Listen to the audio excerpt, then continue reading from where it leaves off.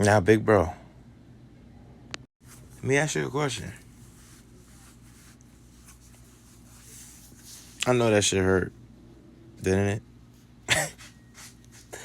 I know you didn't let this nigga just karate chop you in the back of your head with a damn whatever fucking stick that is.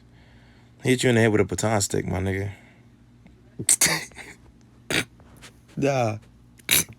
It's the Saturday, man. Yo, let's just say, gosh. Yo, bro.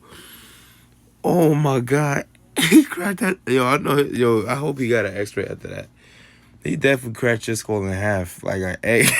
Yo, bro. Yo, bro.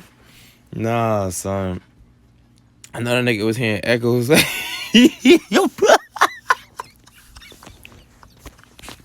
That nigga was hearing echoes after that shit. He was like, ooh. That's all you heard, yo. Yo. Nah, bro. I hope you press charges.